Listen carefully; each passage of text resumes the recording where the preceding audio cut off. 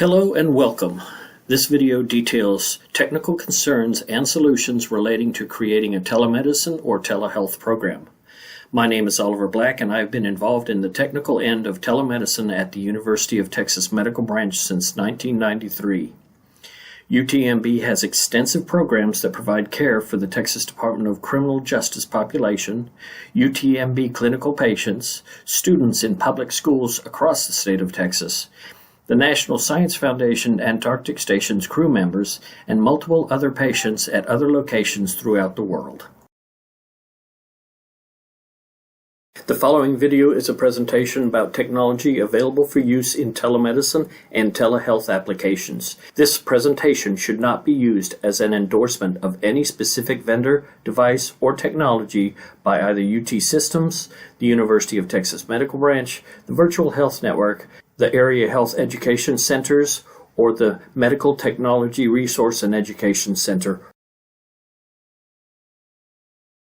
This video covers multiple subjects for setting up a telemedicine program from a technical point of view. We will start with a brief history of telemedicine, followed by an explanation of asynchronous and synchronous telemedicine. Then we will get rolling with the technical presentation. For the presentation, we will cover the provider office requirements, patient exam room recommendations, which are similar to the provider office, some examples of telemedicine technology in use, direct-to-patient telemedicine, and finally the exchange of information in a HIPAA-compliant manner. Telemedicine was first publicly conceived by Hugo Gernsback in the 1920s. He published numerous magazines, including this popular periodical called Radio News. This concept shows a patient and a physician with an electronic stethoscope, ECG, two-way video, and a HIPAA violation. Seriously, real telemedicine experimentation didn't begin until the 1950s with broadcast over closed-circuit television connections. Successful programs didn't start happening until the 1990s when digital video conferencing had developed and dropped in price to a reasonable level. With the pandemic of 2020, telemedicine became a necessity for medical practice. Asynchronous telemedicine is done typically by a technician operating some apparatus, X-ray, ECG, or something to that effect, to create data that is uploaded to an EMR. Later, a specialist reviews the data, constructs a report, and that report is then sent to the patient's provider. Synchronous telemedicine, however, is done live with the specialist and the patient in the consult at the same time. The electronic medical record is also used as the consult proceeds, just as in an in-person visit. A typical telemedicine office visit consists of the patient and a presenter at a remote clinical location to interact with a provider who can be virtually anywhere. The presenter is typically a medical assistant, nurse, or someone with similar training who makes entries into the EMR as well as operates the telemedicine system and peripherals at the request of the provider. This video concentrates on the synchronous live telemedicine consultation. The provider office may either be in the workplace or the home if steps are taken to create a comfortable and HIPAA-compliant environment. The space chosen is important to create a comfortable environment for providers during their consultations. Some providers sit long hours going from one virtual location to another, and a comfortable chair is a necessity. A desk at proper height, along with a laptop, can suffice fine for most providers. For privacy, a room that is not easily accessible by others is also desired. This is a typical layout for a dedicated telemedicine provider space. For this layout, note the user is facing the door. This way, if someone opens the door, they cannot see the screens, which may be construed as a HIPAA violation. The camera is directly in front of the provider, allowing eye contact with the patient as the provider is looking at the screen. The monitor to the left can be used for the electronic medical record, but the provider should try and keep as much eye contact with the patient as possible. Your background and dress says a lot about you. Keep it clean, preferably out of an obviously private area. This is a good example of a poor background, with a general mess of a room behind the user. He's unprofessionally dressed, and in general this will not display a good demeanor to the patient. This one, on the other hand, shows the user's affiliation, dressing appropriately, and that adds to the feeling of security of the client on the other end. And with the new laptops and cameras, you literally can have any background, as it really won't care because it can be replaced with virtual backgrounds. Both of these images were made with virtual backgrounds. There are two methods for creating a virtual background. Chroma keying with green screens, an older technology, can be used but is very finicky with lighting.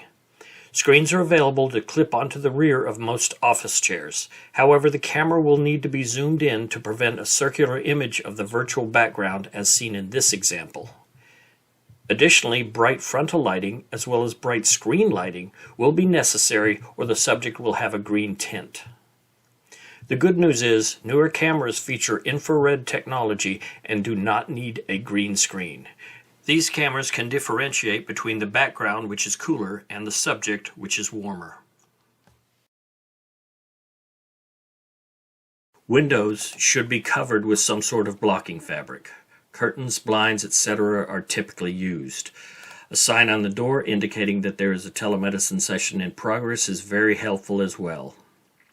If working from home, make sure that all individuals in the household understand to not enter the room when the sign is on the door. The camera should be located centered and just above the video conferencing screen. Some laptops come with the camera below the screen and should be avoided to prevent this type of an image. If the monitor is offset to the left or right of the screen, try not to get engrossed in note-taking to avoid losing eye contact with the patient. Another configuration is to have the EMR screen above the camera, as in this example, to still promote eye contact. If other individuals are in the room, be sure to introduce them and verify that it is okay with the patient that they are there.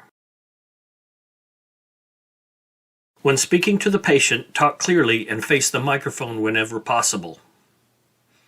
In video conferencing, most audio systems have an automatic gain control.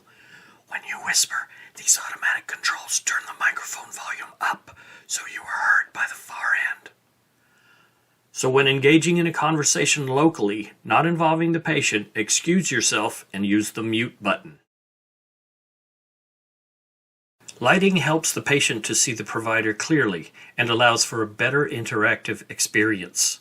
Use a softer 2700 to 3000 K lighting temperature to enhance skin tones. Lights may be purchased online that allow for the color of the light to be changed to enhance your particular camera image.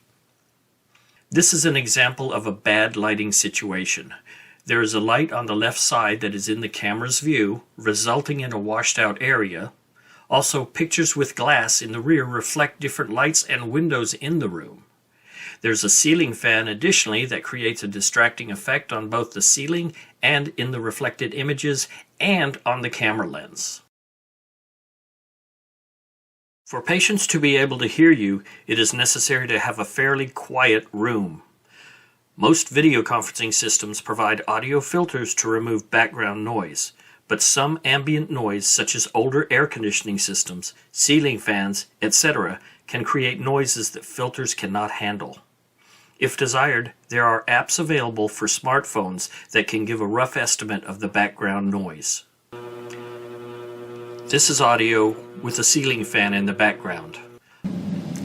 This is audio with an older air conditioning system in the background.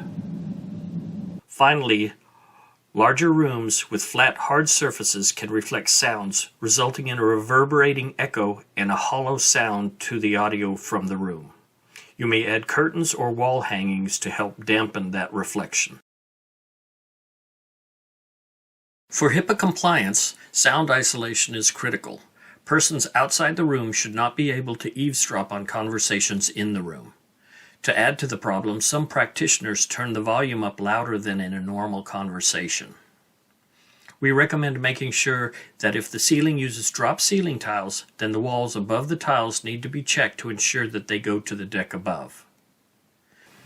A quick test is to stand outside the room in an adjacent space and have someone talk from inside the room and see if they can be heard outside the room. If they are heard and the cost to acoustically insulate and extend the walls is prohibitive, then you can see if a white noise generator placed outside the room can mask conversations from inside the room. A PC or Mac used for telemedicine needs to have a fairly powerful processor. While most PCs can receive and display HD streams as from a streaming service, with video conferencing they need to encode it as well, which is where the extra horsepower is needed. The camera should be capable of HD resolution. A second monitor can be useful if only one PC is used for conferencing and EMR entry at the same time, although in certain situations it is recommended that a separate PC be used for that purpose. A separate computer for EMR entry is recommended, particularly in situations where the provider has to use a virtual private network connection for EMR access. The reason for this recommendation is when the VPN is in service and video conferencing is used, the video software may have problems as the video and audio streams have to go through the VPN firewall, which then can negatively impact the video and audio streams. The EMR entry computer does not have to be as powerful as the video conferencing computer. Accessories for a good provider station are sometimes needed. An audio puck or speaker microphone is a great addition. Built-in laptop speakers are typically poor choices for sound. An external audio device also has built-in noise-canceling circuitry as well as buttons for muting and volume control, which is much easier than mousing around a screen to find the correct button. If an electronic stethoscope is being used at the patient side, then a good set of headphones with a good low-end frequency response is a necessity. And you can also get headphones with built-in noise cancellation to help remove room background noises as well. Finally, if your PC does not have a camera, you can get an external one that clips to the monitor for convenience. Just make sure it has a 1920 by 1080 high-definition resolution if possible. A hardwired network connection is preferred over wireless connectivity. Wireless has a tendency to be bursty and is a shared resource over a limited spectrum. For HD connectivity, the connection should have the ability to handle a 1 megabit connection in both directions to the internet. Keep in mind of other traffic that may be eating away at your connection, such as family members streaming videos as well as online games in a home office situation. Before we start talking about video conferencing software, we need to define the two types of video connectivity. The first is direct point-to-point, where the connection goes directly from the provider to the patient. No intermediate servers are present. This provides more security, but also requires special software and/or hardware, which can make it more expensive. It is not capable of connecting using an internet browser. The second type of connectivity uses a cloud-based system, whereby servers are accessed with either specific video conferencing software or a web browser. The streams may travel through several servers before reaching their final destination. This can cause issues if the providers and patient locations are on the same private network with limited internet bandwidth. Basically, the video and audio streams have to go out to the internet to the servers and then back in for both devices, effectively doubling the bandwidth needed. Because it travels through cloud servers, it can be slightly less secure. But the onus is on the video service company that you have signed a business associates agreement with to maintain the system, which can be a relief for some busy IT departments.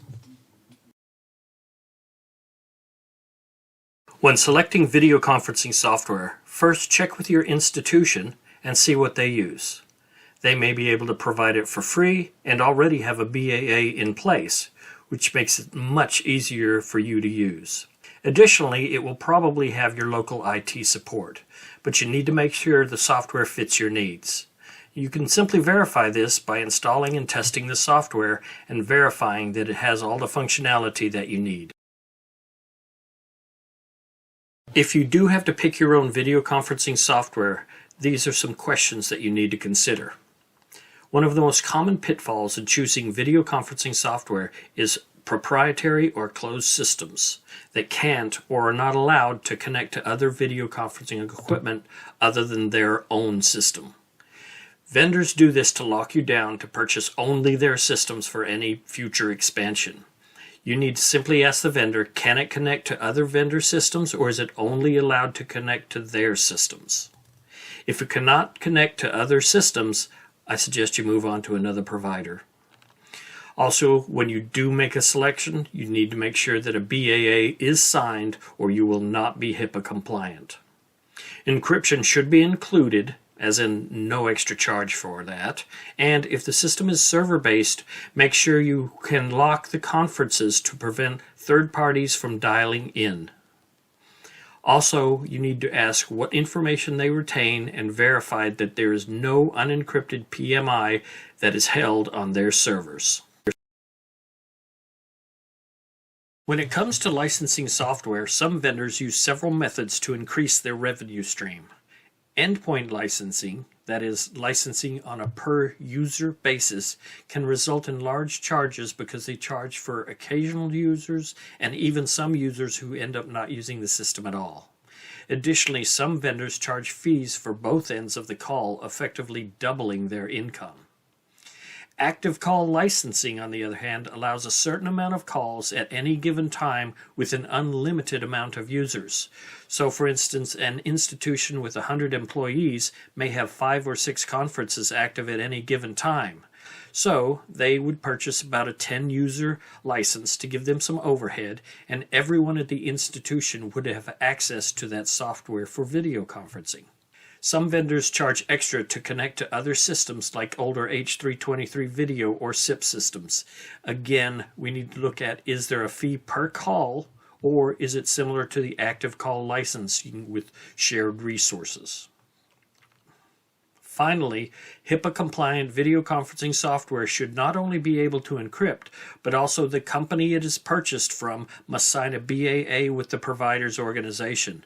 A BAA makes the vendor change the way the software operates, anonymizing call detail records, encrypting all stored data on their servers, a higher level of encryption on the control video and audio streams, and other background items are made safe for PMI. Microsoft Consumer Skype, not Skype for Business, Apple FaceTime, and other consumer-centric video platforms are not HIPAA compliant because the parent companies will not sign a BAA for those apps. As we move on to the patient exam room, we will be talking about a clinical examination room in a medical facility. This is not a patient's house, as we will talk about direct provider-to-patient telemedicine later. Exam room lighting follows all the same parameters as a provider's location, with additional requirements of a well-lit room for patient examination. Make sure the lighting is a white light, not tinted incandescent. The warm incandescent light that we talked about for a provider room is not desired in an exam room, as we need accuracy when viewing patients. A color temperature of around 3500 K to 5000 K is desired. Lighting temperature above 5000 K has a tendency to be too blue in color. The walls should be a neutral color like white or a very light beige if possible. Using a different wall color can cause camera images to be off color due to that color reflecting off the patient and the camera auto white balance not being able to correctly operate. Lighting levels in the room need to be about 1000 lux if at all possible. There are apps available for your smartphone that can give you a rough idea of the lighting level in the room. Don't forget to walk around the room with the phone and the meter program on so you can get an average reading. You don't want any dark spots. The exam room sound should follow the guidelines of the provider room. A background sound level of less than 50 dB is preferred. Again, there are apps you can get for your phone to give you a rough idea of the sound level. Don't talk while taking the measurement, and make sure that air conditioning is turned on so its sound is included in the sound level reading. And of course, any other ambient sound sources need to be taken into account. If this slide looks familiar, it is the same as used in the provider office setup earlier. For HIPAA compliance, sound isolation is critical. Persons outside the room should not be able to eavesdrop on conversations in the room. To add to the problem, some presenters or patients turn the volume up louder than in a normal conversation. Again, we recommend making sure that if the ceiling uses drop ceiling tiles, then the walls above the tiles need to be checked to ensure they go to the deck above.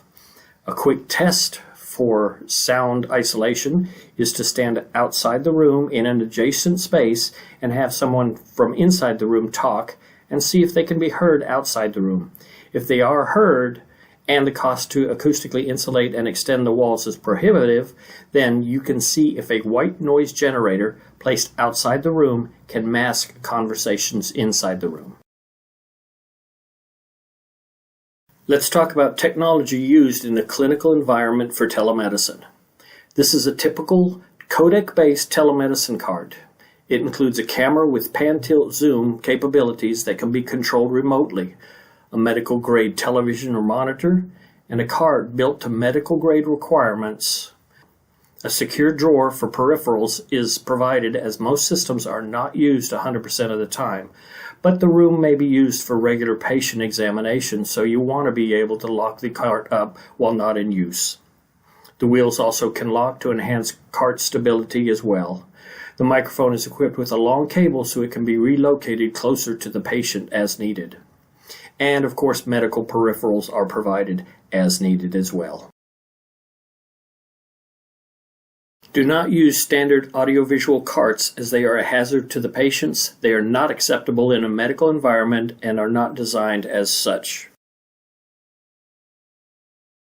An iPad or Android tablet can be used and mounted on a medical-grade rolling tablet cart. As said before, medical-grade criteria is critical for meeting FDA requirements. Medical-grade carts have specific weight limits for the tablets and are tested for things like stability on an inclined grade, locking wheels, surfaces that can be cleaned easily, and other considerations regarding patient safety. Tablets are typically equipped with a fixed camera that does not allow for pan-tilt zoom like larger codec-based systems. Pan-tilt zoom on a tablet is typically relegated to digital zoom and moving around the existing fixed image. Live streaming medical peripherals cannot be used with Apple's iOS operating system because Apple does not support streaming video over USB. Android devices do support streaming video over USB, but finding software that supports that protocol is difficult. A PC tablet, something like Microsoft Surface, can work if the video conferencing software used supports switching cameras. The basis of any cart is the video and audio encoder-decoder, also referred to as a codec. Dedicated codecs are more secure than PCs or tablets because they do only one thing: video conferencing. But they're more expensive than tablets or PC as well.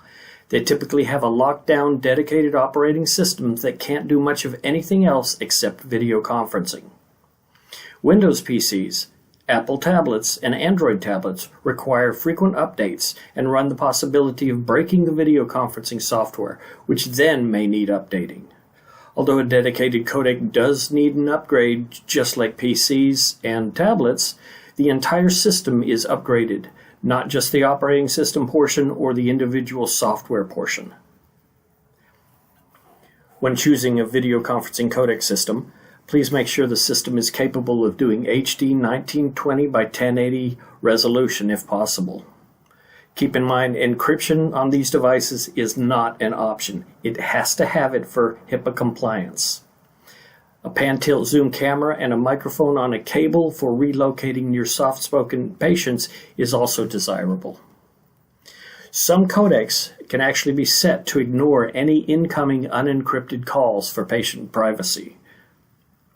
Also, the system should be set to manually answer and never set to automatically answer incoming calls. Failure to do so can result in a HIPAA violation if someone accidentally dialed into the system and it automatically answered, while a patient was present. When choosing a medical camera, try and find a system that can perform multiple specialty tasks with one base unit. Otherwise, you'll end up with an exam room full of camera gear and no space for the patient. Rechargeable batteries are also good to allow the camera to be used alone for capturing still images or videos without being tethered to the cart, if necessary. When picking the camera, be careful of wording such as high resolution. High resolution means absolutely nothing. Some medical peripherals I've seen described as high resolution, and looking at the video quality, in reality it was 640 by 480.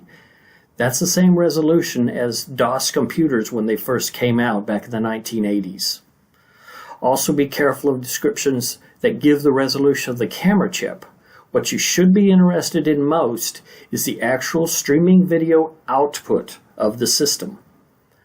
You want a 1920 by 1080 resolution if at all possible, which is also referred to as HD 1080p. The unit should also have the ability to capture videos and still images as well, and the ability to stream video live either using a USB or an HDMI interface. Some medical peripherals out there still use the older RCA composite video output, also known as that little round yellow connector. That is low resolution, typically 352 by 488 lines of resolution if you're lucky. Make sure the system is easy to use, as in try it before you buy it, if at all possible. And it needs to be FDA approved or cleared. Users will want to make sure their devices are either FDA approved or FDA cleared. FDA approval, for the most part, applies to Class 3 devices that actually sustain or support life. And in the telemedicine business, we're using devices for looking and listening to make a diagnosis. So we're looking at Class 2 devices, which have to be FDA cleared. That means the manufacturer has made sure that they are substantially equal or equivalent to another similarly marketed device. However, the market for telemedicine equipment still has a few snake oil salesmen out there, and I've seen some websites that have the FDA logo and UL listing logo and numerous other logos posted all over their website. But in actually looking at their equipment, some of it has FDA clearance, some of it does not have FDA clearance, and some of it has FDA clearance, but not for what the device actually is. So be sure that the devices you're picking do have FDA clearance. You can use the URL below listed to go to the FDA's website and search for manufacturers or model numbers to verify clearance. This is an example of a medical camera that allows users to change lenses, thus allowing different specialties to use the same camera base. In this example, the lens is being changed from a general view camera to a video otoscope.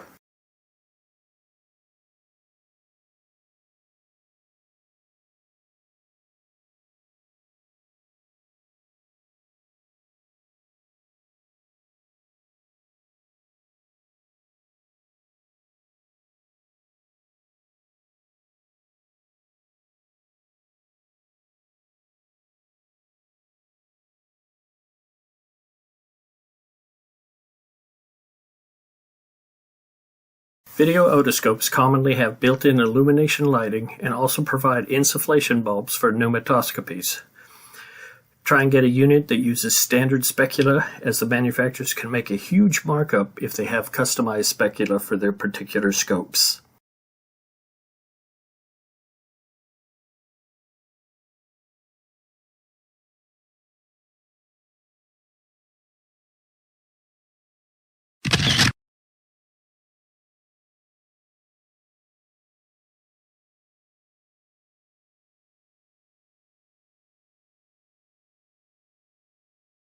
General view cameras are the most basic systems available in the telemedicine camera realm. They can be used for looking at the skin for dermatology, oral examinations, and general imaging of most of the external portions of the body.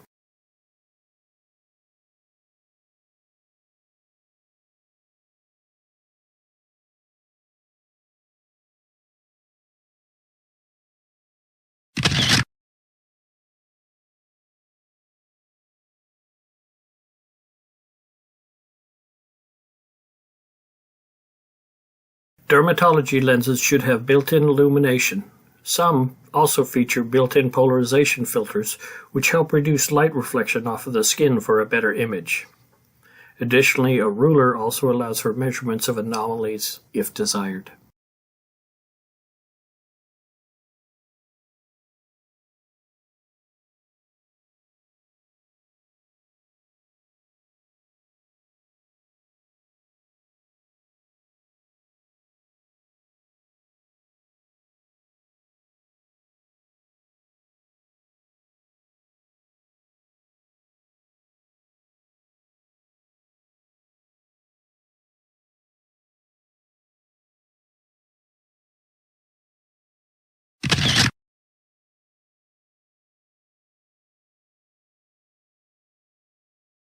The anterior chamber lens provides a highly magnified image of the anterior segment of the eye.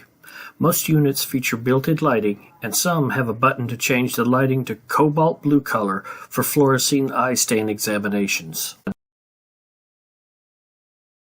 A fundus camera is a valuable tool for testing for diabetic retinopathy. This unit uses IR lighting to assist the operator to zoom in on the iris for viewing the retina. This unit does not require the eye to be dilated before the exam.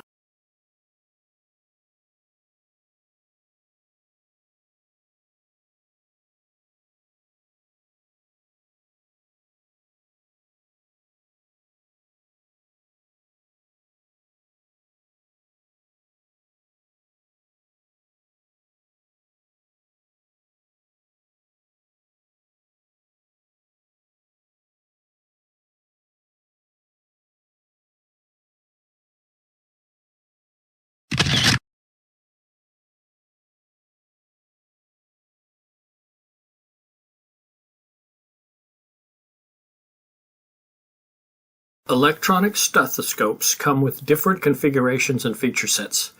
Filters help the operator emulate a diaphragm versus bell configuration, with the added enhancement of a volume control.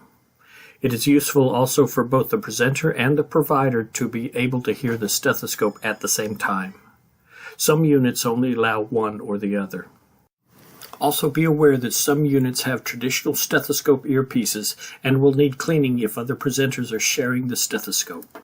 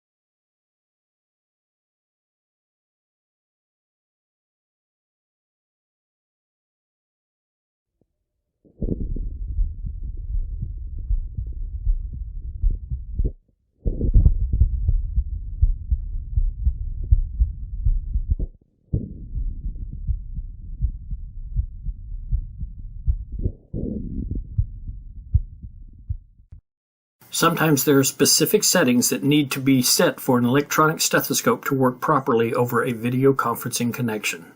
Most video conferencing software sees sounds from the stethoscope as background noise and will filter it out, so these filters need to be disabled. A typical home visit consists of a patient at an unknown location to interact with a provider who could be virtually anywhere. Most of the time, the patient has no medical peripherals, so most of the diagnosis is based on history and direct feedback from the patient. But there are some solutions on the market, such as the TITO system, that will allow the patient to show some imagery and data to the physician through TITO's web portal. Some issues you may run into when engaging a patient at home is technology that is older and provides a poor video or audio connection. We have no control over the patient technology, nor their belief that their technology is fantastic. To prevent problems, some institutions have the appointment coordinators test with the patient to verify that their connection works well enough for telemedicine. This practice has proven beneficial to providers and the efficient use of provider time. Also make sure that the patient understands that they need to be at that same location using that same technology when the actual appointment occurs. Patient can also be given pointers such as using a stand or a stable object to set the device on if a phone or tablet is used. This will give a stable image for the provider to see the patient better. Think of all those shaky videos on YouTube and imagine trying to diagnose with that type of video quality. Also recommend that the patient use a quiet location for the consultation if possible. Once the provider has started the actual telemedicine session, the provider needs to ask the patient, "Where are you located?" Some patients think the convenience of telemedicine means they can have a virtual visit while shopping or eating at a restaurant or bar. None of those locations are private and they are subject to a lot of background noise and interruptions. Another question is, are they in the state of Texas? Make sure they're in a private location within the state and not in another state or country.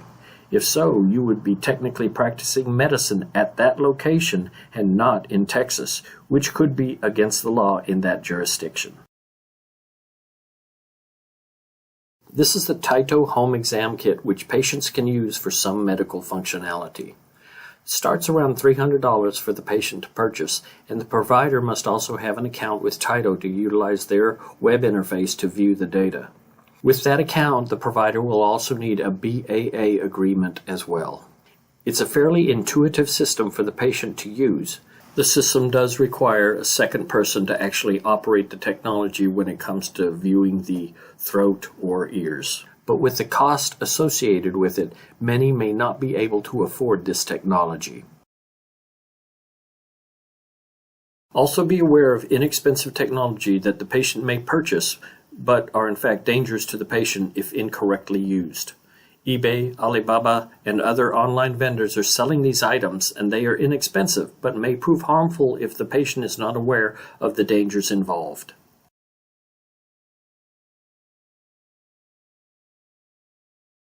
How to exchange patient information. In setting up a telemedicine program, this subject is often overlooked until the last minute. Because the patient is not physically present, other methods for PMI exchange need to be looked at.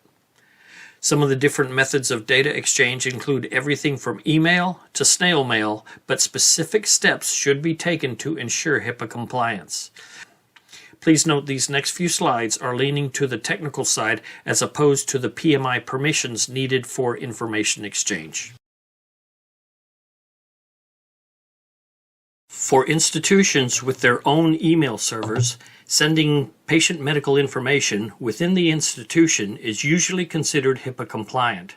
However, when sending to an external user, then something has to be done to protect the PMI. An encrypted email is considered secure, but we recommend you engage in some due diligence when sending encrypted emails to third parties. First, verify with your IT department that it is possible to encrypt your email and the procedure to do so. If you're using a third-party email provider, you need to verify that a BAA is in place. Now, if you look at this image, this is the way an encrypted email looks to a third party when they receive it. There is no actual PMI in it, but rather a link to go to a secure website to read the actual email. The third-party user clicks on the Read the Message button, and that takes them to a web page to log in to see the email. When they log in, this is what they see, and in the upper right-hand corner you can see there's a reply button. That is the button they need to use to respond to the email in an encrypted mode. But some of them will occasionally simply copy the email address and respond using their regular email, which may not be encrypted, thus possibly exposing PMI in their response. So I recommend that you add some text, something to the effect of, "Please respond using this web page's reply all button." Some providers use encrypted Microsoft Office documentation and send it over unencrypted email thinking that the encrypted document is safe. Unfortunately, this is not considered secure because there is no way to control the minimum password requirements on the document, and it requires sharing the password in some fashion with the far end. Sometimes people will try using a phone to call the far end and telling them the password, so it invariably ends up on a sticky or a notepad on somebody's desk. Additionally, with no password requirements, the password can literally be a single digit. This is very dangerous, particularly with some employees who haven't been trained properly or don't follow HIPAA requirements. Additionally, if the email is intercepted, and even if it has a halfway decent password, you effectively have given the hackers a file as a sample to do a brute force attack and figure out the password. Unfortunately, the users have no idea that their email has been intercepted and that their password has been hacked. Many EMRs today allow patients to access their medical record over the internet, and this is very useful for document transfer. However, a lot of the time it is not feasible to use this method for third-party clinics, schools, etc. to send and receive documentation without giving those individuals access to the electronic medical record. Most institutions for HIPAA compliance do not allow third parties direct access to the EMR. Digital imaging and communications in medicine, also known as DICOM, has been around for a while for sending radiology scans, ultrasounds, and CT scans in an encrypted format. It is the standard for radiology and other high-resolution digital imagery needs. In general, it is expensive, requires licensing, large storage servers, and is not easy to use because of the nature of the data that it is used with. It also requires special viewing software and is not patient accessible. Older technologies still in use today are still technically HIPAA compliant, but are not the fastest or most efficient way to transfer patient medical information. The venerable fax machines are still used extensively in the medical field, but pose certain risks for exposing PMI. Fax location must be located in a non-publicly accessible area, and they must be checked periodically for new documents, not to mention ink and paper maintenance. Sending documents via United States Postal Service, UPS, or FedEx takes time and can be expensive if overnight delivery is desired. Telephone calls are okay for brief messages, but texting is not HIPAA compliant unless you get a specific application and a BAA signed with the vendor for that application. Specialized document sharing platforms answer a lot of the problems with the sharing of information with third parties. The University of Texas Systems has created the Health Access and Sharing Platform for UT campuses, as well as there are some commercially available products which perform similar tasks. UT Systems has created a document sharing and scheduling platform for use by any participating UT campus and third parties with a contractual affiliation with that campus.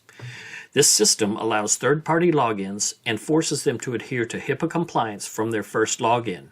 UT institutional users can use their HIPAA-compliant institutional login to log into the system as well. Users are allowed to share a variety of files, send short messages, and share a calendar showing when their patients are scheduled and where. They can even schedule appointments with UT physicians if a contract is in place for that and the system is set up for scheduling. Users are placed into different pools to limit their PMI access and sharing to only their patients. There is no long-term storage in the system. Notifications are sent out to users whenever any document, a message, or physician appointment is created. All users in the corresponding pools can be notified, or users may be picked from a list of pool members to be notified. The system is not an EMR. It is strictly for information exchange.